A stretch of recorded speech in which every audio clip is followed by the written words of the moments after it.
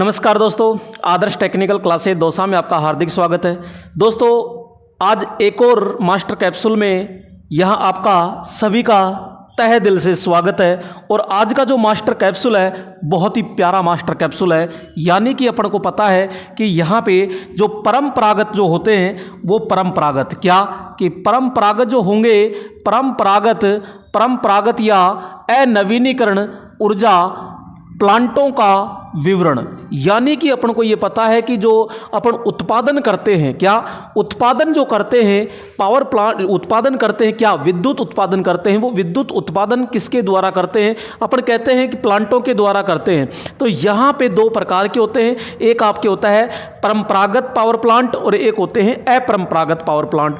अब यहाँ परंपरागत में क्या आता है और अपरंपरागत के अंदर क्या क्या होते हैं, तो आइए समझते हैं। सबसे पहले बात करते हैं यहाँ परंपरागत, यानी कि परंपरागत को अपन क्या कहते हैं? यहाँ कहते हैं अनवीनीकरण कहते हैं। क्या कहेंगे? अनवीनीकरण ऊर्जा प्लांट कहेंगे। परंपरागत यानी कि यहाँ पे होगा आपका conventional energy source, conventional energy source यानी परंपरागत।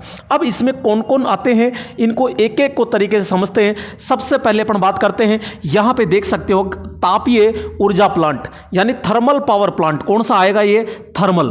तो यहाँ पे आप लिख सकते हो थर्मल पावर प्लांट, तापीय ऊर्जा संयंत्र यानी थर्मल पावर प्लांट, जिसे स्टीम पावर प्लांट के नाम से जाना जाता है। एक होता है जल ऊर्जा पावर प्लांट, यानी कि यहाँ पे होता है ये हाइड्रो। क्या होता है? हाइड्रो पावर प्लांट होता है, जिसे पन विद्युत शक्ति ग्रह भी अपन कहते हैं। एक होता है नाभिकीय, जिसे अपन क्या कहते हैं? परमाणु शक्ति ग्रह कहते हैं, या न्यूक्लियर पावर प्लांट के नाम से जानते हैं। और एक यहाँ पे डीजल ऊर्जा पावर प्लांट होता है। यानी मेन जो अपने चार है उनको अपन ने यहाँ पे लिया गया है। एक आपका तापीय हो गया, एक जल ऊर्जा शक्ति संयंत्र हो गया, एक आपका नाभिकीय हो गया और एक डीजल हो गया। मेरे दोस्तों इसके अंदर अंतर देखते हैं, क्या क्या अंतर होता है, क्या क्या नहीं होता है। आपको पूरा पढ़ने की आवश्यकता ही नहीं है, यहां पूरा का पूरा एक ही में ही सुपड़ा साफ किया जा रहा है। तो आइए देखते हैं यहां पे। तो यहां सीधा सीधा अपन कहेंगे, सबसे पहले जैसे थर्मल पावर प्लांट है, थर्मल पावर प्लांट में ईंधन क्या होगा? तो अपन कहेंगे भैया इसके अंदर ईंधन होगा कोयला। कि क्या होगा? ईंधन के रूप में कोयला जलाएंगे। ठीक है, यहां बात करते हैं इसकी संरचना कैसी है। भैया संरचना तो बहुत जटिल है, इसके अंदर बहुत सारे सिस्टम होते हैं। वातावरण पर प्रभाव डालता है कि जी हाँ, वातावरण पर प्रभावित रहता है, या गर्मियों में अधिक रहता है तो सर्दियों में कम रहता है, इस प्रकार से वातावरण पर प्रभावित होता है। यहां प्रदूषण की बात करते हैं, कोयला जलेगा तो सीधी ही बात है प्रदूषण तो होगा ही होगा भाई, प्रदूषण तो यहां पे होगा। ठीक है, यहां पे बात करते हैं प्रारंभिक लागत। प्रारंभिक लागत बहुत उच्च होती है इसकी, क्या होती है? बहुत उच्च होती है। यहां रनिंग लागत की बात करते हैं तो रनिंग लागत मेरे दोस्तों कम होती है। रनिंग लागत इसकी क्या होती है? निम्न रहती है। यहां बात करते हैं अनुरक्षण लागत यानी देखभाल होती है, तो देखभाल भी इसकी क्या होती है? उच्च होती है। यहां ऊर्जा संग्रहण की बात करते हैं तो यहां प्रत्येक समय इसका ऊर्जा संग्रहण रहता है। स्थापना यानी इसको कहां स्थापित किया जाता है? तो अपन कहेंगे जहां पे कोयला व पानी वाले अधिक क्षेत्र होते हैं वहां पे इसको क्या किया जाता है? अधिक स्थापित किया जाता है। दोस्तों मैं इसको ऊपर ले लेता हूं, दिखाई दे रहा है दोस्तों यहाँ पे? ठीक है ना? तो आपको ये पूरा दिखाई दे रहा होगा, क्योंकि यहाँ थोड़ी दिक्कत आई जाती है। तो ये ऊपर ही ऊपर तो क्या है? यहाँ पावर प्लांट है, पावर प्लांट के नाम है, और मैं यहाँ पे बहुत तरीके से इसको सेट कर देता हूँ। ईंधन अपन कोयला किस में पढ़ रहे हैं? थर्मल में। ठीक है, यहाँ संरचना इसकी जटिल होगी। वातावरण क्या होगा? प्रदूषित होता है। प्रदूषण, इसमें प्रदूषण होगा क्या? जी हाँ, प्रदूषण होता है। प्रारंभिक लागत उच्च होगी, रनिंग लागत इसकी निम्न होती है। अनुरक्षण यानी देखभाल, क्या? देखभाल, तो देखभाल होती है, उच्च होती है। ऊर्जा संग्रहण होता है जो प्रत्येक समय रहता है। और स्थापित स्थान कहाँ है? इसको कहाँ स्थापित करते हैं? तो अपन कहते हैं जहाँ पे कोयला और पानी भरपूर मात्रा में पाया जाता है वहाँ पे इसको स्थापित करते हैं। क्षमता की बात करते हैं तो मेरे दोस्तों ये भारत के अंदर जो कुल विद्युत होती है उस कुल विद्युत का 63.1% ये खुद अकेला करता है, जो NTPC होती है, नेशनल थर्मल पावर कॉरपोरेशन होता है, उसके द्वारा। यहाँ कार्यकाल की बात करते हैं तो भैया 20 से 25 वर्ष, क्या 20 से 25 वर्ष होता है। और ईंधन ट्रांसपोर्ट होता है, और ईंधन का जो ट्रांसपोर्ट होता है वो बहुत महंगा होता है। ईंधन का जो यहाँ ट्रांसपोर्ट, क्योंकि ट्रेनों में भर के लाया जाता है तो बहुत काफ़ी महंगा होता है। तो ये चीज़ें अपन ने केवल कोयले की पढ़ी। अब आता है यहाँ पे जल विद्युत शक्ति ग्रह, यानी कि इसको क्या कहते हैं? इसको हम कहते हैं हाइड्रो। क्या कहते हैं? हाइड्रो पावर प्लांट कहते हैं। हाइड्रो पावर प्लांट में ईंधन का काम कौन करेगा? यहाँ पे जल काम करेगा, और इसकी संरचना भी काफ़ी जटिल होती है। यहाँ वातावरण को प्रभावित करेगा। जी हाँ, अब यहाँ पे प्रदूषण की बात है तो भैया इसमें पानी का सारा खेल होता है, यहाँ प्रदूषण नहीं होता है। यहाँ बात करते हैं प्रारंभिक लागत अति उच्च होती है और रनिंग लागत जो होती है बिल्कुल नगण्य होती है यहाँ पे। क्यों? क्योंकि इसको स्थापित ऐसे स्थान पे करते हैं जहाँ नदियाँ होती है या बड़े झरने होते हैं जो 12 माह ही बहते रहते हैं, तो वहाँ पे जो पानी होता है वो पूरा का पूरा बह रहा है, केवल बहते हुए को अपन को यूज लेना है।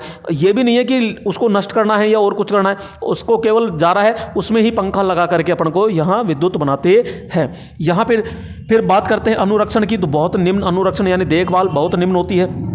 प्रत्येक समय इसका क्या होता है अनुरक्षण यानी संग्रहण किया जा सकता है। स्थापित स्थान नदी है, तालाब वाले क्षेत्रों में इसका हम प्रयोग करते हैं। और क्षमता जो होती है वो कितनी होती है, तो यहाँ बात करते हैं कि यह 24.6% होती है। कितनी होती है? 24.6% होती है। नेक्स्ट अपन बात करते हैं यहाँ कार्यकाल जो होता है, कार्यकाल मेरे दोस्तों यहाँ सबसे ज़्यादा होता है इसका 100 से 120 या 125 तक अपन करते हैं, तो यहाँ 100 से 120 वर्ष होता है, जबकि इसका मात्र 20 से 25 वर्ष होता है।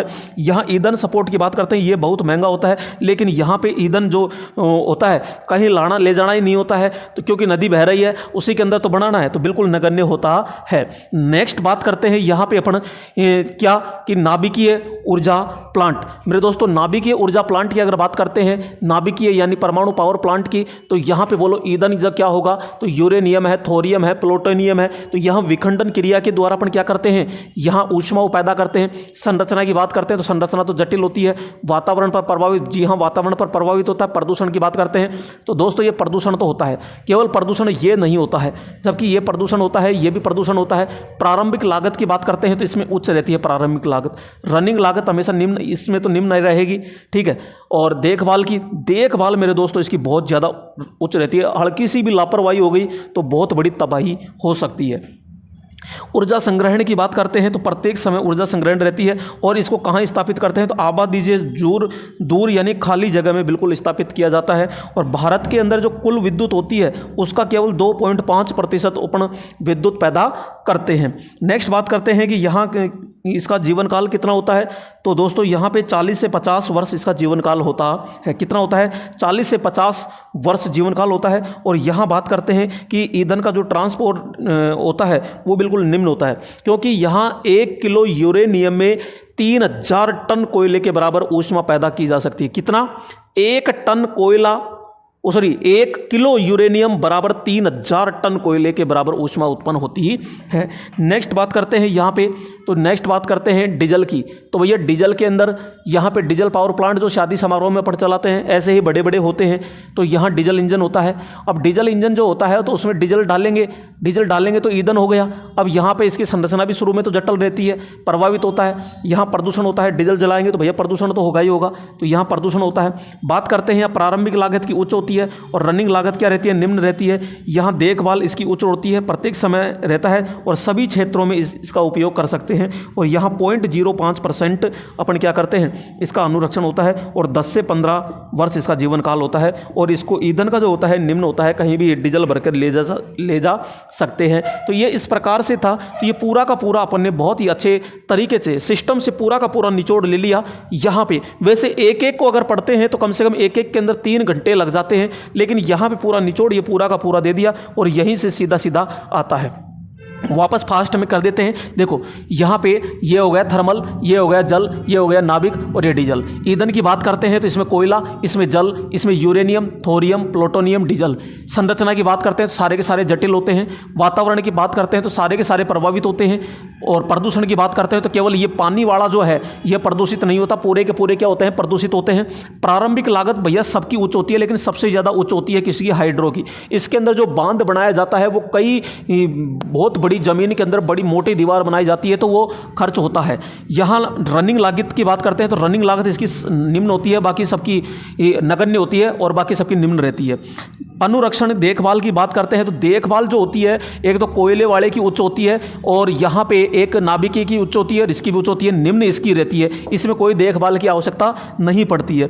ऊर्जा संग्रहण प्रत्येक समय में रहता है, कोई दिक्कत नहीं है। स्थापित लागत कोयले वाले क्षेत्रों में स्थापित करेंगे, इसको नदी तालाब वाले, और ये आबादी से दूर रहेगा, बहुत दूर, और पानी की मात्रा भी होनी चाहिए यहाँ पे, है ना। और ये सभी क्षेत्र कहीं भी अपने स्थापित कर सकते हैं। क्षमता की बात करते हैं सबसे ज़्यादा होता है ये, तो 63.1, 24.1, 0.1, 2.5 और ये 0.05 होता है।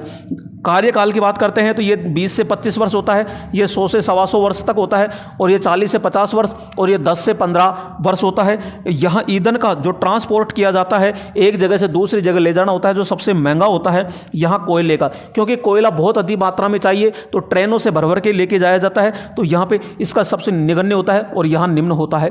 दोस्तों ये आपको कैसा लगा? अब यहाँ पे अपन ने पढ़ा, भाई यहाँ पे क्या पढ़ा अपन ने? ये पढ़ा अपन ने कि परंपरागत, तो परंपरागत पढ़ा, तो इसका मतलब एक अपरंपरागत और है, तो आप तैयार रहेगा। कल अपरंपरागत के ऊपर भी मैं तैयार वीडियो लेकर आऊँगा, तो आप तैयार रखिएगा। इसको अभी तक आपने चैनल को सब्सक्राइब नहीं किया है तो प्लीज़ चैनल को सब्सक्राइब कीजिए और लाइक ज़रूर कीजिएगा। और दूसरी चीज़, यहाँ पे 21 दिन 21 मैराथन चल रही है शाम को 7 बजे, और देखना ना भूले। उसकी जो PDF है वो टेलीग्राम चैनल, कौन सा चैनल? आदर्श टेक्निकल क्लासेज चैनल के अंदर आप जाइएगा और वहाँ पे सर्च करोगे तुरंत आ जाएगा। और वैसे मैं टेलीग्राम का जो लिंक है वो इसी वीडियो के डिस्क्रिप्शन बॉक्स के अंदर दे दूंगा, तो वहाँ पे से जाकर के आप PDF ये डाउनलोड कर सकते हो। ठीक है दोस्तों, फिर नेक्स्ट वीडियो में फिर मिलते हैं, तब तक के लिए जय हिंद मेरे दोस्तों।